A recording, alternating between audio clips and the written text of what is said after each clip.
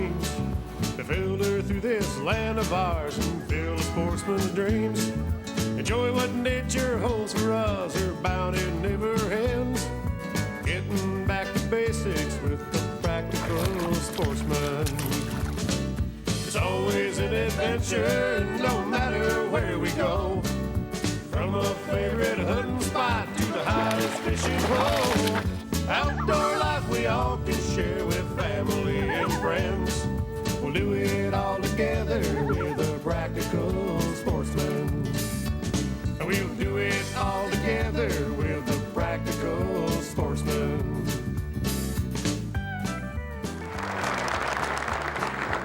Hello, sportsmen. Hey, welcome to this great facility here in Muskegon, Michigan. We're at Reith's Puffer High School in the big media center. We have a big screen television. We're going to be showing you some outstanding videos of bucks and deer fighting. So this is a practical sportsman show, but tonight it's Thursday night at the fights. Stay tuned.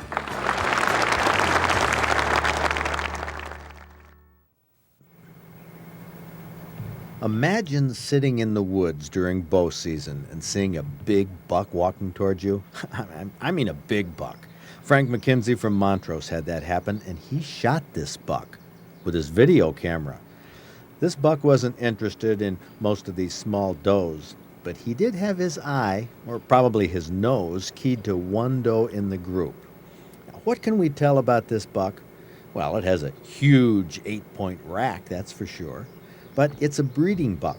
Its neck is swollen. It's constantly searching for a doe in heat. We refer to this as being in rut.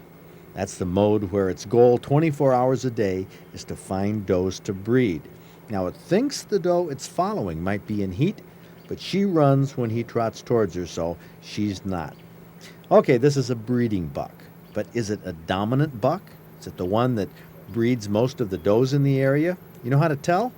Well, if it fights other big bucks and wins, it's the dominant buck. And here we have the evidence.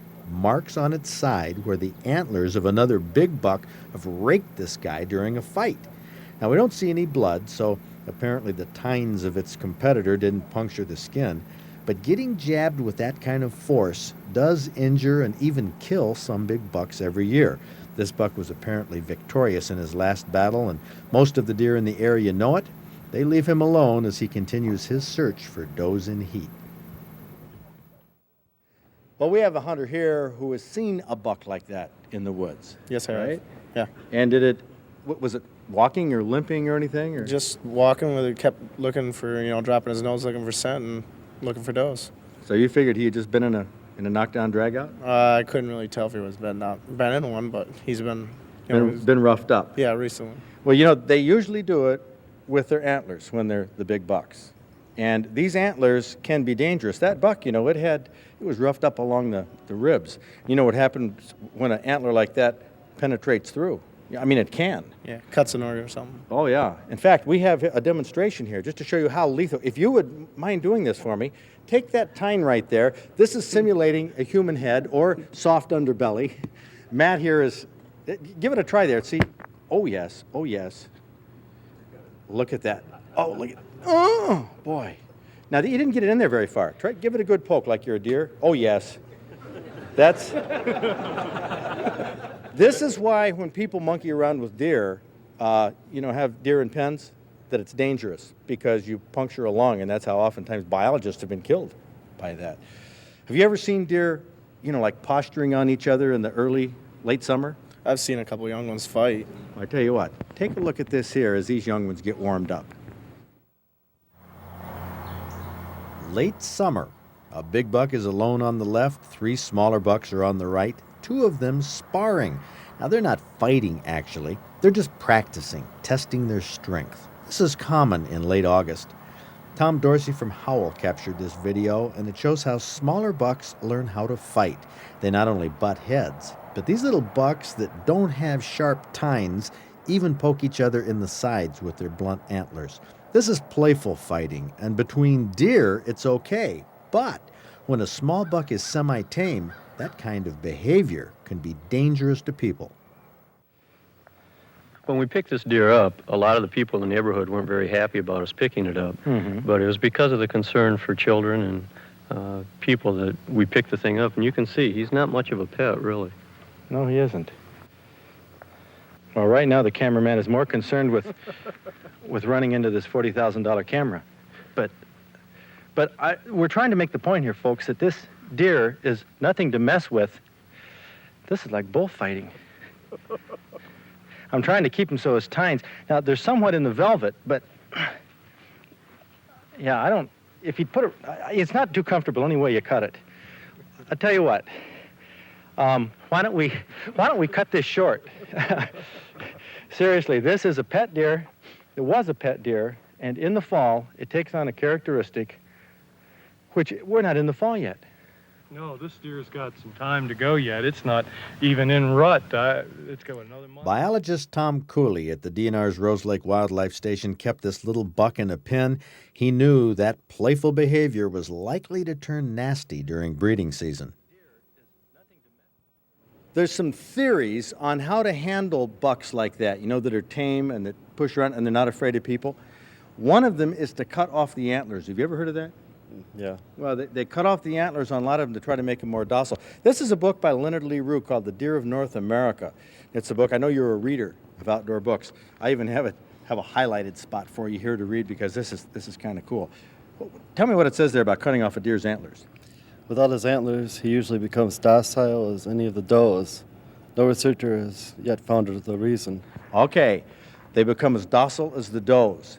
However, you go down in the paragraph a little farther and it says, but all rules have exceptions. yes, they do. And this deer that you just saw on the video was a major league exception. Watch this.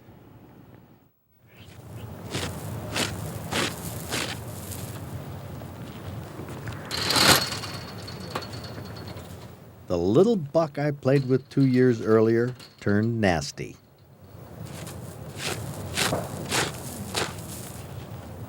The DNR biologist nicknamed this guy Macho, and because he was so dangerous with his full-grown rack, they cut his antlers off in an attempt to calm him down. But Macho was one of those exceptions to the rule, and he got nastier.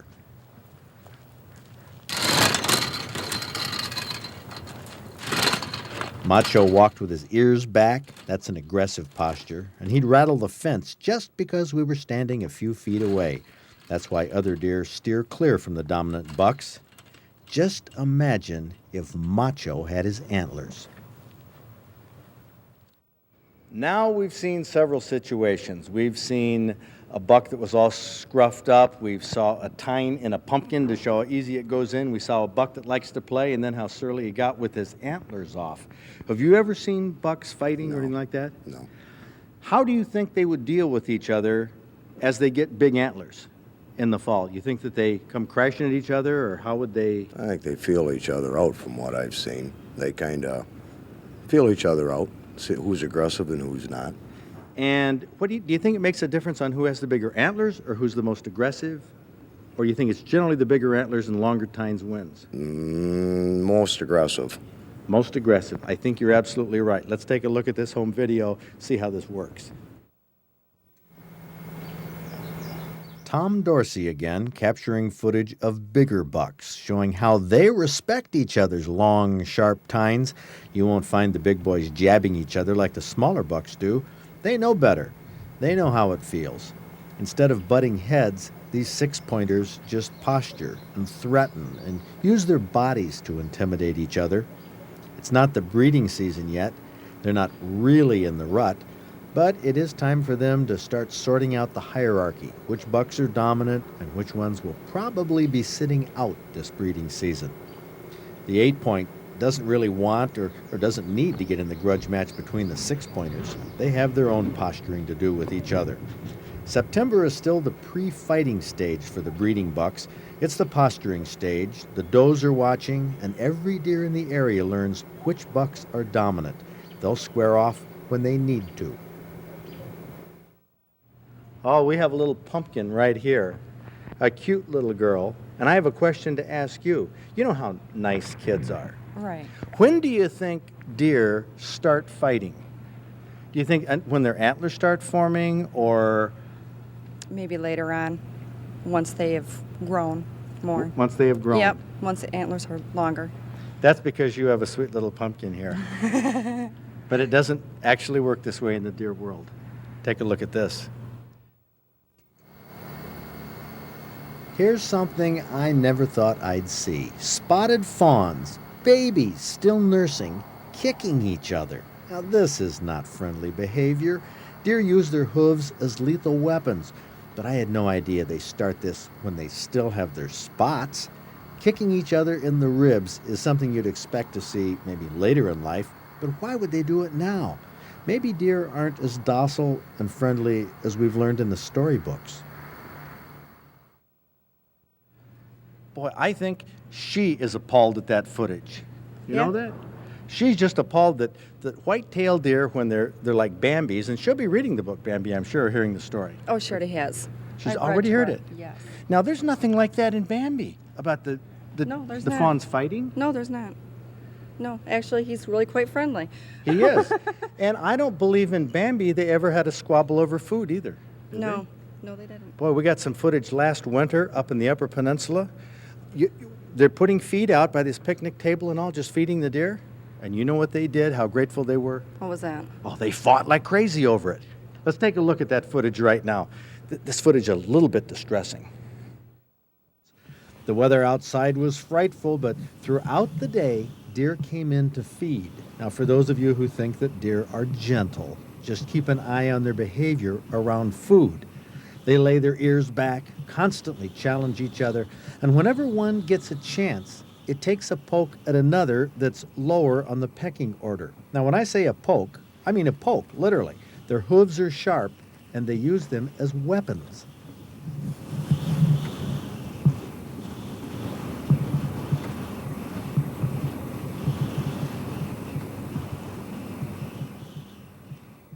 You wouldn't think that deer would be active when the temperature is below zero and the wind is howling at 30 or 40 miles an hour. But if food is available, they'll feed throughout the day. The snow on their face is one clue that they're rooting for food under the snow. They don't find a lot to eat midwinter, but because of their slower metabolism in January and February, they don't need as much to eat. Now, they take their eating very seriously, though. The marks on their backs are from kicking each other away from the food. The pecking order is easy to determine, but every deer seems to have a place in line in the hierarchy on the dominance scale. The size of the deer isn't necessarily what makes it dominant over another one, but there's no doubt that the bigger deer do fight harder. They're rougher. In fact, they use both feet.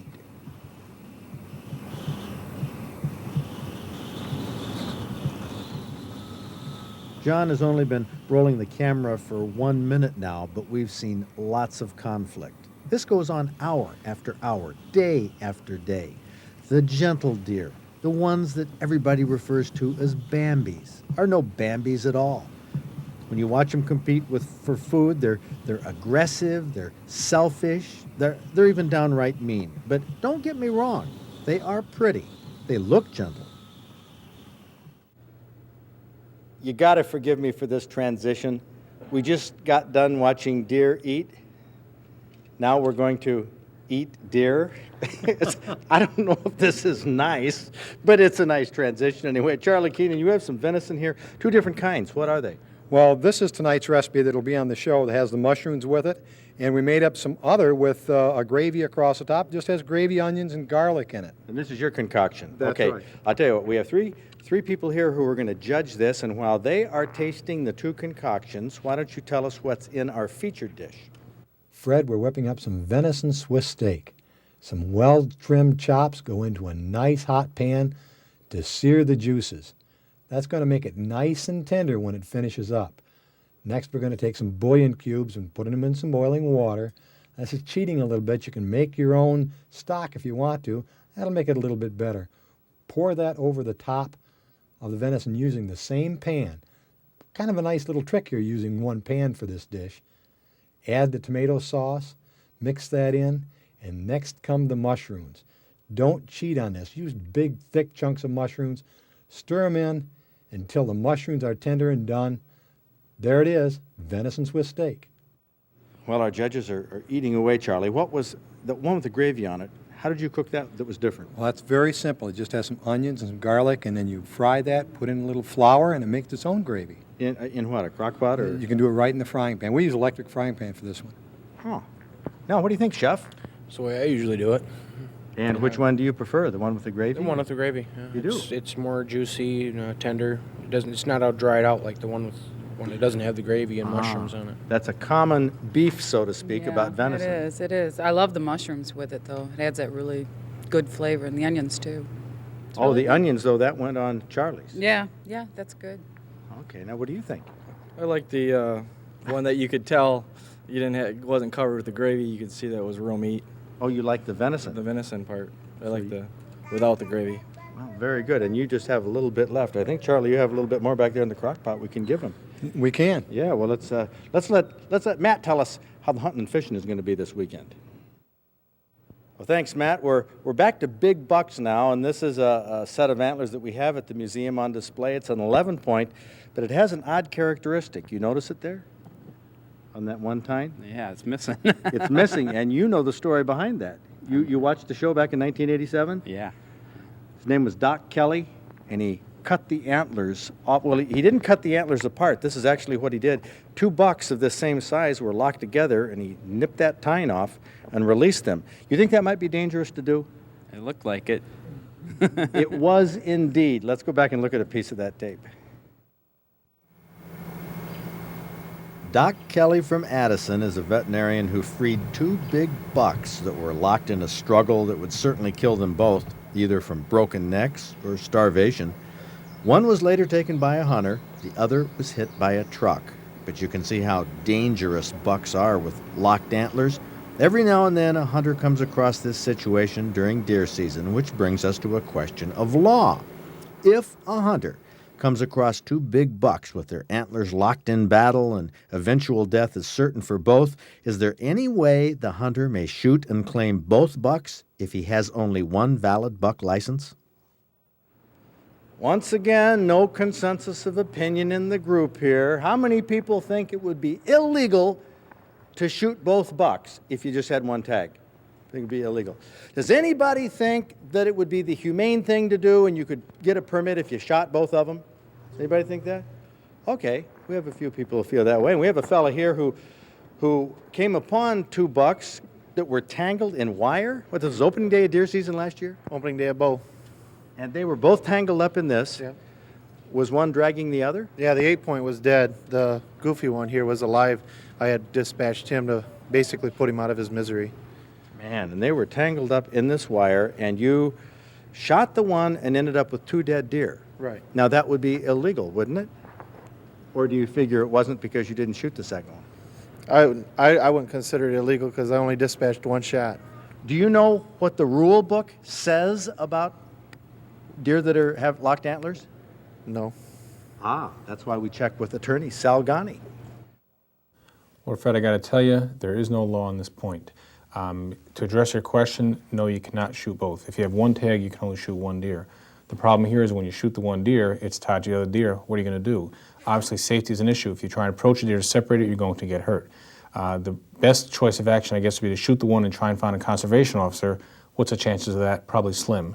If you have a buddy with you that has a tag, you can ask him to shoot that deer, and then you can both take the deer. Once they're dead, separate them. But there really is no law on that point, so I guess it's up to the discretion of the CO.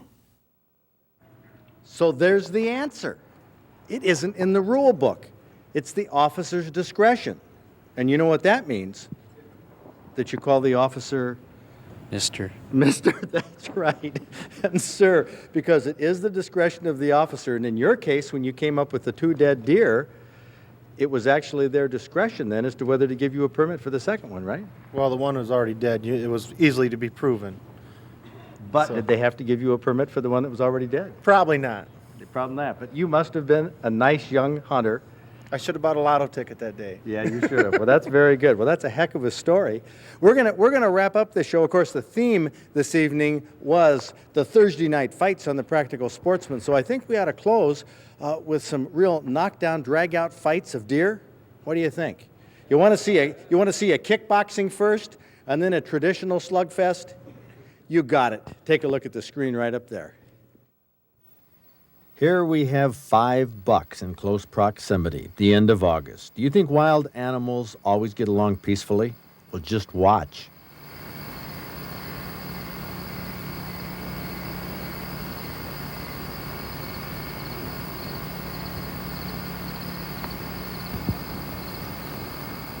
That skirmish broke up the party on that particular evening. The fracas started with a windmill of blows by what was obviously the dominant buck. That's how they usually fight, with their feet, which are sharp and dangerous. But it isn't just speed. Check out the power behind these punches. The contender is the same size as the champ and is eager to exchange blows, but he catches a left cross, at least that's how it appears, and thumps to the ground. Oh, that had to hurt. But the champ took his share of shots. He shook his head to clear out the cobwebs as the contender, who suffered the knockdown, hightailed it to more pleasant surroundings. Take a look at these fighting bucks. Holy cow. Did you have your camera with you? No, now this is, I was coming home from work about 2 o'clock in the afternoon, and I happened to see a buck cross the road. I thought it was a buck. He was acting kind of like he was in the rut, you know how they kind of prance around. Well, anyway, I ran down there, or drove down there rather, and I looked out the window, and here's 2 bucks going right at it. Wow. So I watched them for probably a minute and a half to 2 minutes. Excuse me, when you say going at it, you're not kidding. All right, one gets knocked down. I'm not sure whether we've seen that or not yet. No, I don't think he's been knocked down, but boy, they are. You know, when you talk about rattling bucks and imitating the sound of a fight, I really had no idea it was this type of knockdown drag-out. That's pretty intense. How long have they been doing this? Well, I ran this on a dry run, and I figured they were fighting for about 7 minutes before I got there. And I taped about 2.5 minutes of the fight. So, wow, pretty close to 9 minutes, you know. Now, they're not locked, from what you can tell. Well, see, I've never seen them fight. At first, I thought they were locked because one would go one way and they would go the other way, and you never separated during the whole match. But did you see any does in the area? Or no does, no. Of course, my eye was right on my, looking through my little window on my camera, so. Boy, you got the lighting just right. Oh, there, it looks like he's going to push the other one down. Now, this is out of my car window, mind you. Now, I decided to move my car because I couldn't tell whether I was going to get run over by some vehicle, see? So I... Oh, you're driving. Right. I didn't want to take a chance on not catching anything. We call that a dolly shot in the business. So anyway, then I got out of my car, and I start walking next to him. And at this point, right now... You're walking out of your car? Yeah. You get a pretty good glimpse of some horns here, right here. Boy, they have to be getting tired. I mean, that's a strenuous fight. If you say this thing was maybe a 10-minute battle. Yeah, I would say it's close to 10 minutes. A couple of times they take a little break. Oh, I see. Now you're moving in through the brush. Right. This is a power line. Of course, Look at right noise. Here. Oh, see that one shot? And now it's just about over here. There doesn't appear to be any body blows or goring. That's it? Yeah, yeah. What excitement. What did they do then? Did they run off? Yeah, they both ran off and they set it up out in the woods. That was it. Okay, Gone. your heart must have been pounding. I was excited, yeah. Dick, thanks for bringing that down. Okay. That was terrific tape. What do you think, folks? Pretty outstanding video. Halloween, so who's giving out the candy? Mother. Mother. Did she lose the coin flip? Or didn't she really? I didn't offer a flip. Well, that's interesting. Well, we've had a good time anyway. It was a good time to do a show on Thursday night at the fights, and we have some, of course, our bucks that were brought here. An interesting story about these 2 guys fighting, and here you got a buck locally, and I'm real disappointed in you. You get an 8-point with a 20-inch spread and don't enter it in the Practical Sportsman Awards. That's right. But you got the hat. Yeah. One of our old hats on. Hey, that's great. Well, this is what it's all about, trying to get a big buck like this. Most of us won't even get a buck with 2 tines, you know that? Yeah. It's happened to me a lot of times. I know, and it isn't so bad, is it? No. Hey, well, I'll tell you what, folks. Get outdoors this weekend. It's a great place to be, and look for yourselves on TV. You'll be there.